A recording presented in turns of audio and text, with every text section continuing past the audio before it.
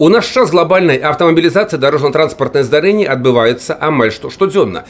Даволі часта гэта дробнае сутыкненне, калі транспартныя сродкі пашкоджаны не вельмі моцна, а то і ўвогуле атрымалі нязначныя драпіны, і ніхто з людзей не пацярпеў.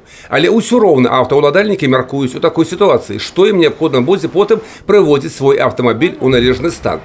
І тут алгарытм дзеяння амаль што прадказальны. Адразу на месца здарэння, як правіла, вызываецца супрацоўнік Дзяржаўтаінспекцыі, каб менавіта ён даў адказ на пытанне, хто вінаваты і што рабіць далей. І мала хто пры такіх дробных выпадках думае аб тым, што можна вырашыць праблему іншым чынам, запоўніць так званы еўрапратакол.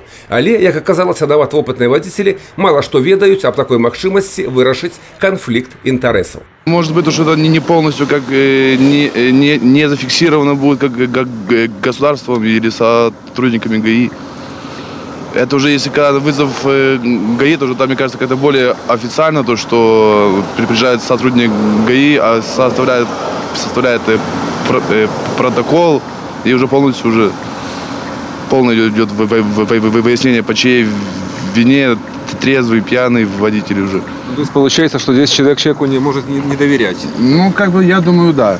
Потому что, могут быть, наверное, разные случаи. Не, я слышал, что такая есть, но как он оформляется, не знал.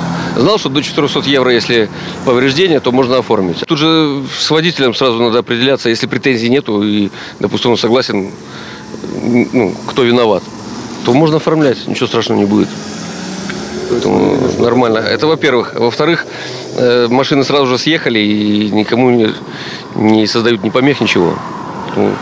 Часто такое бывает в городе. Вот буквально трещина в бампере, и стоит они в час пик. Пробка возникает из-за этого. Поэтому я считаю, что надо это дело дальше внедрять. При совпадении нескольких условий участники дорожного движения при мелком дорожно-транспортном происшествии вправе не вызывать сотрудников госавтоинспекции, а воспользоваться бланком извещения о ДТП, либо, как простонародье называют, европротоколом.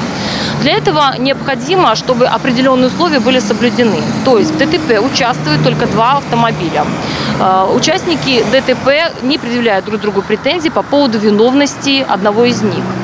Ущерб оценивается до 400 евро. При этом не причинен физический вред. Потым звярнуцца ў страхавую кампанію, усё роўна сваю ці другога ўдзельніка дарожна-транспартнага здарэння, вінаватага ў ім і ўжо праз 5 дзён атрымаць кампенсацыю за сваё пашкоджанае авто. Если ущерб будет недооценен, то страховая компания выплачивает максимальный эквивалент 400 евро. Процент от общего количества страховых случаев, конечно же, увеличивается постоянно, можно сказать, с каждым днем, с каждым месяцем это точно.